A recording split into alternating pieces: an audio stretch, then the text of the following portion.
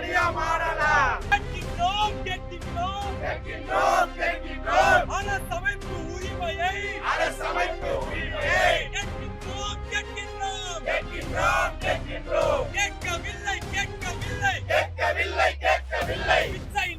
கேட்கவில்லை. பிச்சை நாங்கள் கேட்கவில்லை. எத்தனை ஆண்டுகளாக உங்கள் குப்பையை நாங்கள் அள்ளுவது. ஏன் இந்த கவர்மெண்ட் தன்னுடைய கொள்கையை மாற்றிக் கொள்கிறது? உங்களுக்கு நீதிமன்ற வழக்கு இருக்கும்போது இவங்களை வேலை நீக்கம் பண்ணக்கூடாது. எந்த முடிவு எடுக்கலாம் நாங்கள் தொடரும் போராட்டம் நான் எந்த போராட்டம் தான் சந்திக்க ரெடியா இருக்கிறோம். அவங்க LTUC சார்பில் இந்த போராட்டம் நடைபெற்று வருகிறது. தூய்மை தொழிலாளர்களுக்காக அவங்க NULM தொழிலாளர்கள் என்று சொல்லக்கூடிய அது ஒரு ஸ்கீம். அந்த ஸ்கீம்ல அவங்க ரெக்ரூட் ஆனாலும் அவங்க தொடர் பணியில் சென்னை மாநகராட்சியில் 10 ஆண்டுகளுக்கு மேல வேலை செய்தவர்கள். அப்படிப்பட்ட தொழிலாளர்களை ஏன் நிரந்தரம் செய்யவில்லை என்பதுதான் இன்றைக்கு இருக்கக்கூடிய அடிப்படை கேள்வி. அந்த தொழிலாளர்களையும் ஒரு கான்ட்ராக்ட் தொழிலாளியா மாத்த பாக்குறாங்க சென்னை மாநகராட்சி. இது ரொம்ப தவறு. முதல்ல கான்ட்ராக்ட் முறை என்பதே எதற்காக வந்தது? தொடர் வேலை இல்லாத பணிகளுக்கு தான் கான்ட்ராக்ட்ல விடணும். இது தொடர்ச்சியான வேலை இருக்கக்கூடிய ஒரு தொழில்ல நீங்க கான்ட்ராக்ட் விடுவதே தவறு. இதை நாங்க முதல்ல அந்த கேஷுவல் லேபரா ஒரு 15,000 பேர் இருந்தபோது ஒரு பெரிய போராட்டம் எல்லாம் நடத்தி அப்ப தேசிய பெண்கள் ஆணையம் ஒரு பொது விசாரணை நடத்தி அவங்க அறிக்கை கொடுத்த போது இதே தான் சொன்னாங்க. தொடர் பணி இருக்கக்கூடிய விஷயத்துல கான்ட்ராக்ட்ல விடக்கூடாது என்பதை சொல்லி அவங்க பெரிய போராட்டம் அந்த சமயத்திலயும் நடத்தின பொழுது அவர் மாசு அவர்கள் மேயரா இருந்தாரு. அப்ப அதை நிறுத்திட்டு கான்ட்ராக்ட் வேண்டான்னு நிறுத்திட்டு எல்லா கேஷுவல் லேபரையும் பர்மனன்ட் ஆக்கினாங்க. இதே DMK கவர்மெண்ட் தான். ஆனா இன்னைக்கு ஏன் இந்த கவர்மெண்ட் தன்னுடைய கொள்கையை மாற்றிக்கொள்கிறது? இதுதான் நாங்க கேட்கிறோம். அன்றைக்கு அவர் நம்முடைய முதல்வர் அவர்களே எதிர்கட்சியில் இருந்தபோது ஆமா இவங்களெல்லாம் நிரந்தரப்படுத்தணும்னு சொல்லியிருக்காரு. ஆனா இன்றைக்கு ஏன் அதை நிரந்தரப்படுத்துவதில் ஏன் இவ்வளவு தாமதம்? இதைத்தான் நாங்க கேட்கிறோம். இன்றைக்கு அந்த தொழிலாளர்கள் முதல்ல அவங்க இந்த கான்ட்ராக்ட் விட்டதை எதிர்த்து ஒரு ஆர்ப்பாட்டம் பண்ண பொழுது அந்த பெண்களை அடித்து அவங்க புடவையெல்லாம் இழுத்து அவங்கள மானபங்கப்படுத்தி எல்லாம் பண்ணினாங்க காவல்துறையினர். அதை எதிர்த்து அவங்க காலவரையற்ற உண்ணாவிரதம் இருந்தாங்க. அது ஒரு 6 நாள் இருந்தாங்க அம்பத்தூர் அவங்களுடைய அலுவலகத்துல. அதுக்கு பிறகு இப்ப அவங்க இப்படி உட்கார்ந்துருக்காங்க. அது ஏன் இன்றைக்கு கலைஞருடைய நினைவு நாள் அப்படின்னு ஊர்வலம்லாம் போகும் பொழுது அவரை நினைக்கும் போதே கலைஞர் ஒரு தொழிலாளர்களுக்கு ஆதரவான ஒரு நிலைப்பாடு எடுத்தவர். அப்படி இருக்கும் பொழுது அந்த நினைவு நாள்லயாவது இன்னைக்கு அவங்கள பணி நிரந்தரப்படுத்தணும் அப்படிங்கிற ஒரு நிலைப்பாடை மாநில அரசு எடுக்கணும் அப்படிங்கறத நாங்க கேட்கிறோம். அவங்க இன்றைக்கு ஒரு ஆணையம் பிறப்பித்திருக்கிறதா சொல்றாங்க. அப்படி இருக்கும்போது இவங்களை ஏன் இந்த மாதிரி ஒரு 10ல இருந்து 20 வருஷம் வரைக்கும் வேலை செஞ்ச பெண்கள் இவங்கெல்லாம். அப்ப அவங்களுக்கு ஒரு நியாயம் வேண்டாமா? ஒரு நீதி வேண்டாமா? பெண் தொழிலாளர்களுக்கு ஒரு நீதி வேண்டாமா? இதைத்தான் நம்ம கேட்கிறோம். இது 7வது நாள் அவங்க இந்த மாதிரி தொடர் போராட்டத்துல உட்கார்ந்து இருக்காங்க. அதனால காத்திருப்பு போராட்டமே இன்னைக்கு 7வது நாள். ஆமா, அதிகாரிகள் யாராவது பார்த்தாங்க, ஏதாவது சொன்னாங்க? அவங்கள கேளுங்க. வந்த மாதிரி எனக்கு தெரியல.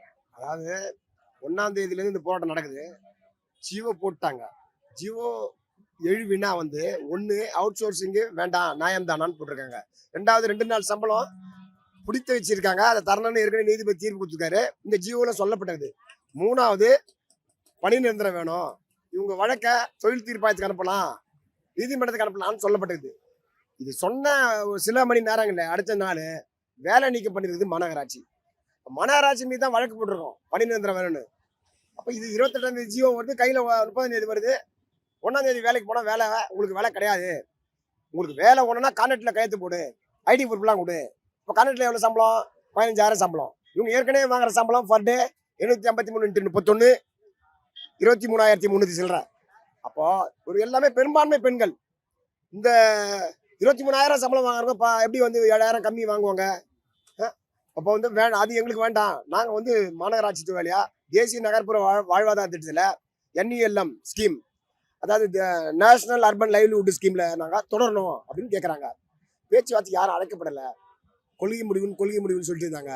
இப்போ மந்திரி உள்ளாட்சித்துறை மந்திரி நேரு அவர்களும், அறநிலையத்துறை அமைச்சர் வந்து சேகர் பாபு அவர்களும், மேயர் பிரியா அவர்களும், துணை மேயர் மகேஷ் அவர்களும் உட்காந்து வந்து பேச்சுவார்த்தை கூட்டாங்க. பேச்சுவார்த்தையில அவங்க எங்களை கூப்பிட்டுதான் வந்து ஒரு நல்ல விஷயமா பாக்குறோம். யாருமே கூப்பிடல. ஆமா, பேச்சுவார்த்தை கூட்டுறோம், அது நல்ல விஷயம். ஆனா பேச்சுவார்த்தையில நாங்க தொழிலாளியுடைய கோரிக்கையை நீதிமன்றத்தில் வழக்கு இருக்குது. எங்களுக்கு வந்து நீதிமன்றத்தில் வழக்கு இருக்கும்போது இவங்களை வந்து வேலை நீக்கம் பண்ணக்கூடாது. அப்படி வந்து நீங்க அவுட் சோர்சிங் வந்தது, அது 33(1)A குற்ற நடவடிக்கை, 33(1) பிரகாரம் ஆணையர் மேல வந்து 6 மாசம் சிறை தண்டனையும் அபராதம் வந்து தரணும் சட்டம் சொல்லுது அப்படின்லாம் வந்து நாங்க சொல்றோம். அங்க பேச்சுவார்த்தை ஒன்றும் எந்த முடிவு, நாங்க எல்லாத்தையும் சொல்லியிருக்கோம் கோரிக்கை. இவங்களை வந்து NULM தொழிலாக எடுத்துங்க வேலைக்கு, ஒரு 3 மாசம் இது பண்ணுங்க, 3 மாசம் வேலைக்கு செய்யிட்டோம் அவங்க. அதுக்கப்புறம் வந்து கோர்ட்ல இருக்கிற முடிவு பிரகாரமோ என்ன முடிவோ நம்ம பேசிக்கலாம்னு சொல்றோம். அவங்க அதுக்கு பதில் சொல்லல. காத்திருப்பு போராட்டமே வந்து 7 நாள் நடக்குது. பகலிரவு நடந்துட்டு கண்டினியூட்டி நடந்துட்டு இருக்கு. சோ இன்னும் எவ்வளவு நாள் இது தொடரும்னு நினைக்கிறீங்க? இப்படியே ரெஸ்பான்ஸ் பண்ணாமே இருந்தா எப்படி? வழக்கு 11ஆம் தேதி வருது, ஆகஸ்ட் 11 உயர்நீதிமன்றத்துல. அது வரையும் தொடரும். அது வரையும் இங்க போராட்டம் தொடரும். ஏன்னா இவங்களுக்கு வந்து வீடு வந்து வீட்டுக்கு போனா மளிகை சாமான் வாங்கணும், குழந்தைக்கு உணவு செஞ்சு தரணும், பிஸ்கட் வாங்கி தரணும், பால் வாங்கி தரணும். EB வாடகை கேட்கறான், EB பணம் கட்டணுமோ, அப்படியே வீட்டை பூட்டு போட்டுட்டு இங்க வந்து இருந்துக்கிறாங்க. கையில வந்து துணிப்பையோட வந்து உட்காந்துக்கிறாங்க. எங்களை சிறைக்கு போனாலும் நாங்க மாத்து துணியோட கையில வச்சுக்கிறோம், போறதுக்கு ரெடின்றாங்க. அதனாலதான் வந்து இந்த சுட்டெரிக்க வெயில்ல தொடர்ந்து 7வது நாளா இந்த மாநகராட்சி அலுவலகத்தை முற்றுகையிட்டு காத்திருப்பு போராட்டமா பகலிரவா நடத்தின்னு இருக்காங்க. 3 பேர் ஒரு 2 நேற்றுக்கு முன்னாலே பாரதி என்ற பெண் இந்த வெயில்ல மயங்கி வந்து GHல வந்து ஆக்ஷன் இருக்காங்க. தொடர்ந்து 3 பெண்கள் மயங்கி இருக்காங்க. அப்போ காவல்துறை எங்களை இனிமே என்ன அரெஸ்ட் பண்ற ஒரு பண்ணுமா, இல்லை இவங்க தீர்வு தருவாங்களா அப்படின்னு தொழிலாளிகள் எதிர்பார்த்துக்கிறாங்க. 3500 தொழிலாளி. ஆமா, அரசாங்கம் வந்துட்டு எந்த பிரச்சனையா இருந்தாலும் உடனுக்குடனே நாங்க வந்து எல்லாம் சரி பண்ணிடுவோம் அப்படின்னு சொல்றாங்க. ஒரு பக்கம் 7 நாள் இங்க வந்து காத்திருப்பு போராட்டம் கிராம நடந்துட்டு இருக்கு. இன்னமும் வந்து யாரும் கண்டுக்காத மாதிரி ஒரு நிலை இருக்கு. இதை பத்தி என்ன நினைக்கிறீங்க? அரசாங்கம் வந்துட்டு எந்த பிரச்சனையா இருந்தாலும் நாங்க உடனுக்குடனே செஞ்சு முடிச்சிடறோம் அப்படின்னு ஒரு வருஷம் சொல்றாங்க. இப்ப 7 நாள் வந்து இவ்வளவு கஷ்டப்பட்டு இத்தனை பேர் போராட்டம் பண்ணிட்டு இருக்கும் போதும் எந்த ஒரு அதுக்கான ஸ்டெப்புமே எடுக்காம இருக்க மாதிரி நிறைய தெரியுது இல்லையா? சோ இதை பத்தி உங்க கருத்து? இது எந்த முடிவு எடுக்கலாம், நாங்க தொடருவோம் போராட்டம் வந்து நான் வந்து பின்வாங்குற மாதிரி இல்ல. எந்த போராட்டம் தான் சந்திக்க ரெடியாகிறோம். ஏன்னா இப்ப நீங்க கேட்டீங்க எந்த அரசு எது இருந்தாலும் நாங்க சந்திக்க தயாராகுதுன்னு நீங்க சொன்னீங்க. ஆனா இது வரைக்கும் அரசு இவங்களை கூப்பிட்டு பேசவே இல்லை, எதுவுமே செய்யல. நாங்க கோரிக்கை வச்சுருந்தாங்கிறோம், ஒரு நாளைக்கு ஒரு கோரிக்கை வச்சுருந்தாங்கிறோம். அதான் ஒரு கட்சிக்காரங்களும் வந்து பார்த்துன்னு போயின்னு தான் இருக்கிறாங்க. நாங்க உங்களுக்கு ஹெல்ப் பண்றோம் சொல்லிட்டு தான் இருக்கிறாங்க. ஆனா இது வரைக்கும் எந்த நடவடிக்கை இல்லை. ஒருத்தர் பீஸ் பண்ண சொன்ன மாதிரி பீஸ் கட்டணும், வாடகை கட்டணும், கரண்ட் பில்லு கட்டணும், நம்ம வயிற்றுக்கும் பார்த்துக்கணும், துணிமணி வாங்கணும். இதெல்லாம் இருக்கும்போது அவர் கொடுக்குற 23,000 ரூபாய் எங்களுக்கு சம்பளம் NLM ஸ்டாஃபுக்கு கவர்மெண்ட் தருது. இப்போ கான்ட்ராக்டுக்கு விட்டா 16,000 ரூபாய் தராங்க. அந்த 16,000 PF ES பிடிச்சிட்டா இதுல என்ன நம்மளுக்கு பெனிஃபிட் வரும்? அதை வச்சு நாங்கள் எப்படி வாடகை கட்டுவோம், பிள்ளைங்களுக்கு எப்படி ஃபீஸ் கட்டுவோம்? இந்த வாழ்வாதாரத்துக்கு என்ன கேள்விக்குறி என்ன? இதை தான் நாங்கள் கேட்கோம். எங்களை நிரந்தரம் பண்ணி செய்யுங்க. நிரந்தரம் பண்ணி செஞ்சா நீங்கள் எங்களுக்கு கொடுக்க தேவையில்ல, நாங்கள் வாங்கிக்குவோம். நீங்கள் எங்களுக்கு பிச்சை போட தேவையில்ல, நாங்கள் வாங்கிக்குவோம். எங்களுக்கு நிரந்தரம் பண்ணி செஞ்சோம்னா நாங்கள் ஒரு கவர்மெண்ட் உத்தியோகத்தில் இருக்கிறோம். எது இருந்தாலும் ஒரு சம்பளம் வாங்கினா கவர்மெண்ட்ல ஒரு பென்ஷன் ஒரு லோன் போடலாம், எது போட்டாலும் எதுனாலும் வாங்கிக்கலாம். நான் உங்கள்கிட்ட கேட்க தேவையில்ல. ஒரு இது கூட ஒரு ரெஸ்பான்ஸ் இல்லாம மெயின் காரணமே இதுக்கு மூல காரணமே எங்களே செய்யாங்க. முக்கியமான விஷயம் என்னன்னா, இண்டஸ்ட்ரியல் எம்ப்ளாய்மெண்ட் அவங்களுக்கு வந்து அதை ரெகுலரைஸ் பண்றதுக்கு ஒரு சட்டமே இருக்கு. அதாவது 480 நாள் ஒரு தொழிலாளி தொடர் வேலையில இருந்தா அவங்கள நிரந்தரப்படுத்தணும்னு ஒரு சட்டம் மாநில அளவுல இருக்கு. அப்போ அந்த மாதிரி ஒரு சட்டத்தை கொண்டு வந்த அரசே இன்றைக்கு 10 ஆண்டுகளுக்கு மேல வேலை செஞ்சிருக்காங்க. ஏன் நிரந்தரம் செய்யவில்லை? இதைத்தான் நாங்க கேட்கிறோம். 10 ஆண்டுகளுக்கு மேல வேலை செய்திருக்காங்க. ஒரு நாள் கூட அவங்களுக்கு சண்டே லீவ் கூட கிடையாது. அது இல்லாம அவங்க வந்து வேலை செய்த தொழிலாளர்கள் அதற்கு சண்டே லீவுக்கு அவங்க ஓவர் டைம் மட்டுமே கால்குலேட் பண்ணா அது தனியா அவங்களுக்கு கொடுத்துருக்க வேண்டிய பாக்கிய தொழில் எவ்வளவோ இருக்கு.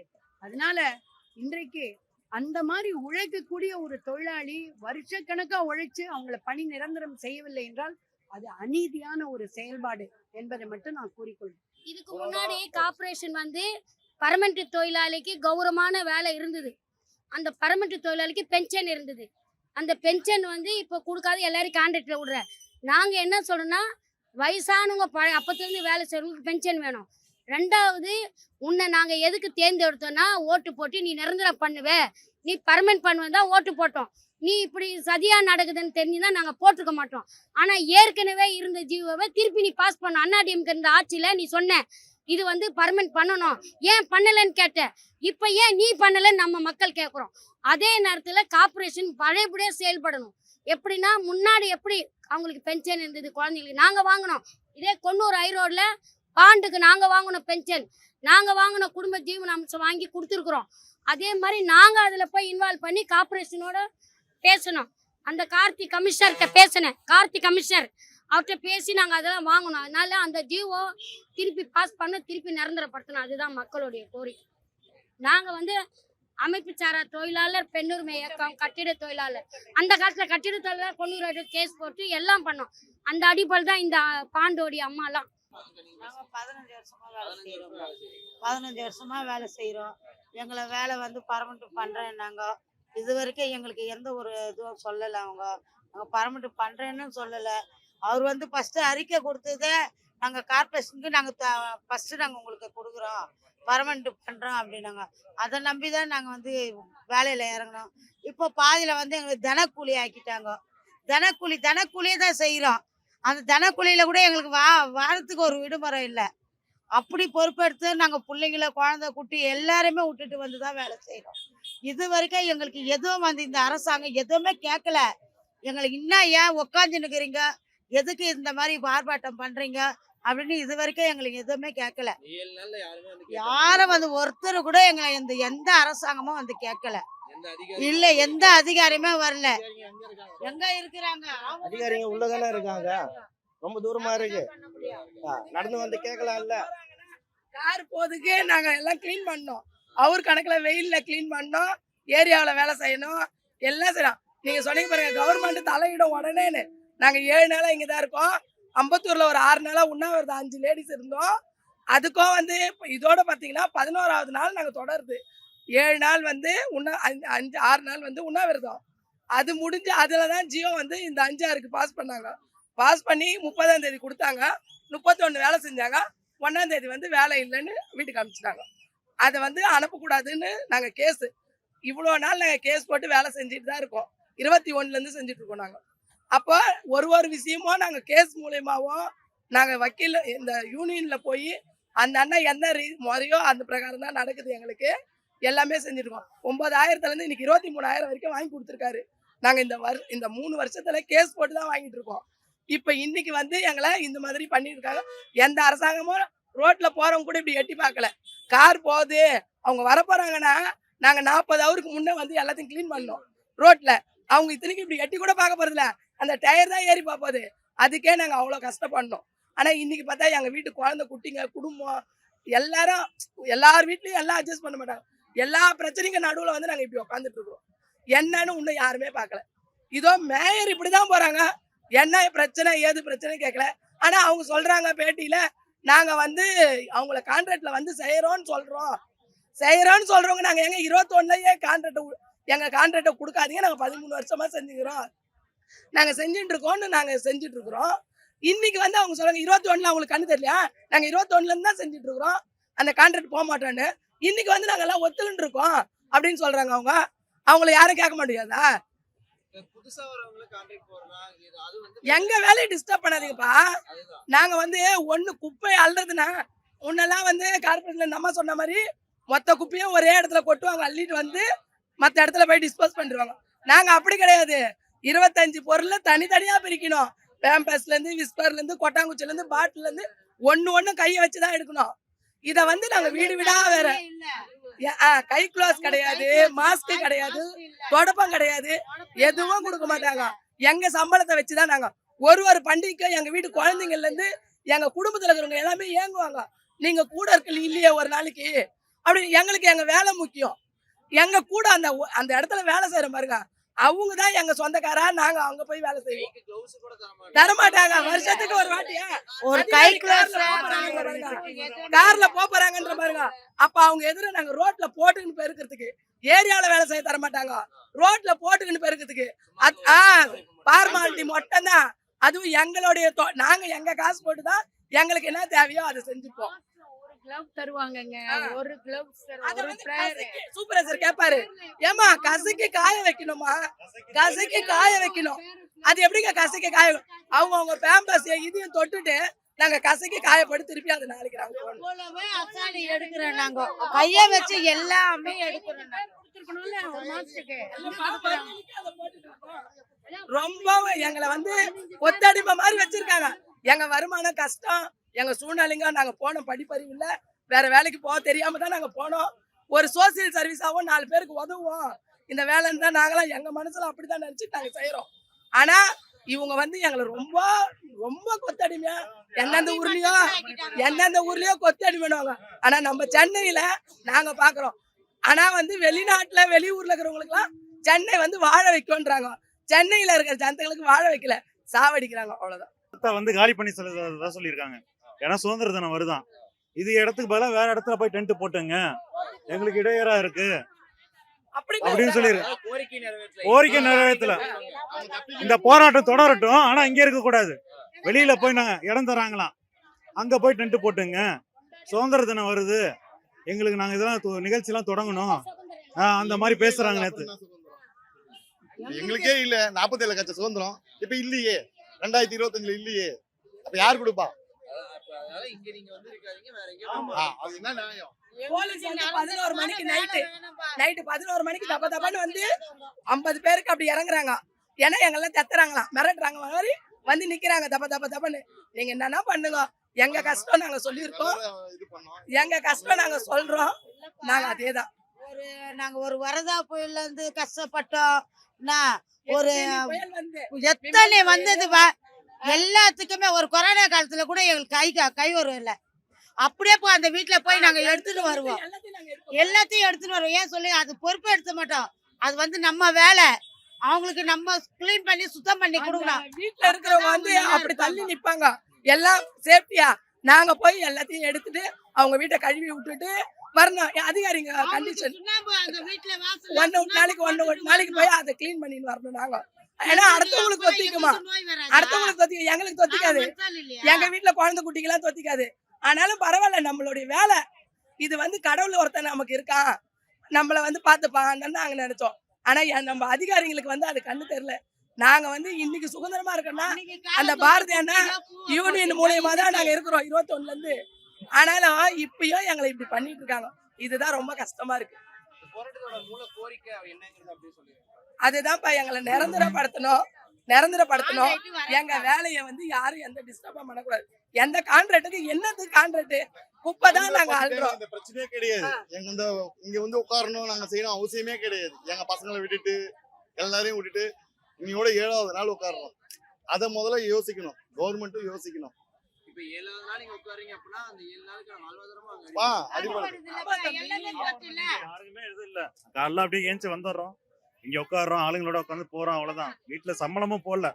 இதான் சூழ்நிலை தெரிஞ்சு எப்பயுமே 5ஆம் தேதி எல்லாம் சம்பளம் போட்டுருவாங்க. தேதி 7 ஆகுது, இன்னும் சம்பளம் போடல. சாவுட்டும், கஷ்டத்துல இருக்கட்டும்ன்ற மாதிரியே பண்றாங்க. இப்ப போன ஆட்சியில கூட என்ன ஆச்சு, எடப்பாடி ஆட்சியில 2021ல மண்டலம் 7ல இதே மாதிரிதான் கான்ட்ராக்ட் விட்டாங்க. கான்ட்ராக்ட் விட்டு நாங்க போராடி நடுரோட்ல சாலை மறியல்ல இருந்து மனித சங்கிலி எல்லாம் பண்ணி தான் அந்த கான்ட்ராக்ட் ஓட விட்டோம். இப்ப அதே அதுதான் அவர் எதிர்கட்சி தலைவராக இருக்கும்போது அதை தான் பண்ணாரு. இப்ப அவர் ஆட்சி முடிய போகுது. ஆமா, அந்த லெட்டர் தான் இப்ப அவர் ஆட்சி முடிய போகுது. நாங்க பர்மனன்ட் நீங்க பண்ணுங்கன்னு எதிர்கட்சிக்கு ஒரு லெட்டர் கொடுத்தாரு. நாங்கெல்லாம் போயிட்டு அவருக்கு மனு கொடுத்தோம். அப்ப வந்து அவரே லெட்டர் கொடுத்தாரு, எங்களுக்கு வாக்குறுதி கொடுத்தாரு. அவங்கள வந்து எதிர்கேள்வி கேட்டாரு, ஏன் 10 வருஷத்துக்கு மேல வேலை செய்யறவங்கள நீங்க எதுவுமே பண்ணக்கூடாது, எந்த முன் யோசனையும் பண்ணாம அவங்கள நிரந்தரப்படுத்தணும்னு கேட்டாரு. கேட்டுட்டு எங்களுக்கும் வாக்குறுதி கொடுத்தாரு. கண்டிப்பா நான் வந்த உடனே 100 நாளுக்குள்ள உங்களுக்கு முடிக்கிறோம். நாங்கெல்லாம் அந்த அவர்கிட்ட போய் கொடுத்து மனு கொடுத்து அவர் ஒரு பேப்பர் கொடுத்தாரு. நேரா வந்து நீங்க சட்டசபையிலேயே அந்த நோட்டீஸ் எடுத்துட்டு வந்து கேட்கலான்னு. இது வரைக்கும் எங்களுக்கு அந்த இதுவும் இல்லை. அப்போ வந்து நாங்க கொடுத்த உடனே அவர் இன்னும் ஆட்சிக்கு வராது முன்னா போன் மட்டும் பண்ணி கேட்டாங்க. ஆட்சிக்கு வந்து 100 நாளுக்குள்ள போன் பண்ணி உங்களை வேலையை விட்டு எடுக்க மாட்டாங்க நாங்க பாருங்க. அதோட அவ்வளவுதான். இன்னைக்கு வந்து திருப்பி அவரே தான் எடுக்கிறோம் நிரந்தர பணத்துல இதுல. அப்ப அடுத்தவங்களுக்கு ஒரு வாக்குறுதி, உங்களுக்கு ஒரு வாக்குறுதியா? நீங்க நிறைவேற்ற மாட்டீங்களா? உங்களுக்கு தெரியாதா? இதான் எங்களோட கேள்வி. எங்களுக்கு வந்து நல்லது நடக்கணும். இதுல வந்து ஒருத்தர் 2 பேர் கிடையாது. எல்லாரும் கணவரால கை விட்டவங்க, குடிகார கணவர்கள், இப்படி இருக்கிறவங்க தான் நிறைய பேர். விதவிங்க இப்படி இருக்கிறவங்க தான் நிறைய பேர். லேடிஸுங்க படிப்பறிவு இல்லை, எங்கேயும் எங்களுக்கு வேற வேலை செய்ய தெரியாது. இதுதான் இதுக்கு வந்து நல்ல முடிவு சொல்லணும். யாரு மூலியமா சொல்லிட்டோம் தான் எங்களால முடிஞ்ச வரைக்கும் வந்த நாள்ல இருந்து கேட்டுட்டு இருக்காங்க. நாங்களும் பேசிட்டு இருக்கிறோம். இது போய் சேருதா சேரலையா ஒன்றும் தெரியல. ரோட்ல போற போதவே அவங்க எட்டி பார்த்தாவே தெரியும். ஆனாலும் எங்களை எட்டியும் பார்க்கல, ஒண்ணும் பண்ணல. முழுக்க இதுக்கு முக்கிய காரணம் இந்த ஸ்ட்ரைக்குக்கோ சரி, எங்களை 2021 காப்பாற்றணும் சரி, இப்ப வழி நடத்துறதும் சரி, முழுக்க எல்டிசி சங்கம் தான். ஆனா இப்ப அந்த செங்கொடின்ற சங்கம் வந்து எங்களை அப்பயே 2021 கை விட்டாங்க. இப்பயும் இந்த ஒரு ஸ்ட்ரைக்ல கூட கலந்துக்கல. ஆனா இப்ப 7வது நாளா அந்த இடத்துல தனியா ஒரு மீட்டிங் போட்டு பணி நிரந்தரம் வழங்குன்னு சொல்லி பேனர் வச்சு நிக்கிறாங்க. ஆனா எங்க பத்திரிகையாளரும் எல்லாருமே என்ன செய்யறாங்க, எங்கிட்ட பேட்டி எடுத்துடுறாங்க. ஆனா போடும்போது அவங்க 30 வருஷத்து சங்கம், இது 5 வருஷத்து சங்கம், பழைய சங்கம்ன்ற முன்னுரிமை கொடுக்குறாங்க. ஆனா போராடுறத ஒருத்தங்க, பேர் வாங்குறத ஒருத்தங்க. இப்ப பாருங்க, நாங்க 7வது நாள் உட்கார்றோம். அந்த 6 நாள் வரல அவங்க. இன்னைக்கு 7வது நாள் அந்த இடத்துல வாசல் ஒரு கூட்டம் போட்டுட்டு கோஷம் போட்டு நிக்கிறாங்க. இப்ப ஏதாச்சும் ஒரு வெற்றி வந்துச்சுன்னு வச்சுங்களேன், அந்த சங்கம் தான் ஜெயிச்சு கொடுத்தது. அதான் செய்ய முடியல. அவங்க என்ன சொல்லிட்டாங்க, அவங்க பேரதான் சொல்றாங்க. இந்த ஸ்ட்ரைக்கே அவங்க தான் பண்றாங்க. எனக்கு சங்கத்து பேர்லாம் சொல்ல தெரியல. அந்த சங்கம் தான் பண்ணுதுன்னு சொல்றாங்க. சொல்ல பேர் சொல்றாங்க. ஆமாமா, எது அந்த சங்கம் செங்கோடி சங்கம் சொல்லி வந்து எங்க அவங்க தான் இப்ப பண்ற மாதிரி. ஆனா எல்டியூசி தான் இது முழுக்க காரணம். ஆமா காரணம். தோழர் பாரதி தான் எங்களுக்கு காரணம். தலைவர் அவர் தான் எங்களுக்கு. அவர்னாலதான் அவர் ஏத்துனதுல இருந்து எல்லாமே எங்களை காப்பானது எல்லாமே அவர் தான். இந்த 7 நாளுக்கும் அவர் தான் எங்களுக்கு பங்களிப்பு கொடுக்குறாரு. ஆனா 6 நாள் வராதவங்க இப்ப 7வது நாள் வந்து நாங்க பணி நிரந்தரம் பண்ணுங்க அப்படின்னு சொல்லி இப்போ கோஷம் போட்டுக்கிட்டு இருக்காங்க. இது வந்து எங்களை தடுக்கிறதுக்கு பண்றாங்களா, எதுக்கு பண்றாங்கன்னு தெரியல. இது வரைக்கும் ஓரமா இருக்கோம். இது வரைக்கும் போலீஸ் இப்ப நாங்க ஓரமா இருக்கோம். அவங்க இங்க இருந்து மறைக்கிறாங்க. அப்ப அங்க மறைக்கிறாங்க. அப்ப என்ன ஆகும்? எல்லாத்தையும் கலைக்கத்தானே பாக்குறாங்க கூட்டத்தை. அப்ப யார் மூலியமா பண்றாங்க? அது மாதிரி இருந்தா எப்படி? நாங்க 7 நாளா போராடிட்டு இருக்கோம். இப்ப நீ ஒரே நாள வந்து உங்க சங்கம் சொல்லி அப்ப நீங்க மொத்தத்தையும் கழிச்சுன்னு தான் பாக்குறீங்க. அந்த போராட்டம் பண்ணிட்டு அவங்க எனக்கு என்ன முடிவு பண்ணிட்டாங்க, அவ்வளவுதான் கான்ட்ராக்ட் போயிடுச்சு. 2021லயும் அதே தான் சொன்னாங்க. அவ்வளவுதான் கான்ட்ராக்ட் போயிடுச்சு, நீங்க கான்ட்ராக்ட்ல போய் சேர்ந்துருங்கன்னாங்க. இப்ப அவங்க உறுப்பினர்கிட்ட என்ன சொன்னாங்க, நீங்க யாரும் போராட்டத்துல நிக்காதீங்க, நீங்க போய் வேலை பாருங்க, நம்ம அவ்வளவுதான் முடிவாயிடுச்சுட்டாங்க. அவங்க ஒரு ஒவ்வொரு வார்டுலயும் 15, 30, 40 பேருன்னு இருக்காங்க அந்த செங்கோடி சங்கம். இப்ப எங்க இதுல ஒரு 10 பேர் வேலை செய்யறாங்க. 7 நாளா அவங்க வேலை செய்யறாங்க. நாங்க ஒரு 90, 100 பேருக்கு வந்து வேலையை விட்டுட்டு இங்க உட்காந்துருக்கோம். ஆனா எங்களுக்கு பதிலாக அவங்க வேலை செய்யறாங்க. ஆனா இப்ப நாங்க இந்த போராடி ஜெயிச்சோம்னு வச்சுங்களேன், அந்த வெற்றி வந்து அவங்க தான் வாங்கி கொடுத்த மாதிரி ஆயிடும். மென்ஷன் பண்ணாதீங்க. முழுக்க எல்டிசி மட்டும் தான். நாங்க இங்க வந்து உட்கார்ந்த 3வது நாளே செங்கோடி தான் பண்ணுன்னு எங்க எல்லாருமே கேக்குறாங்க போன் பண்ணி.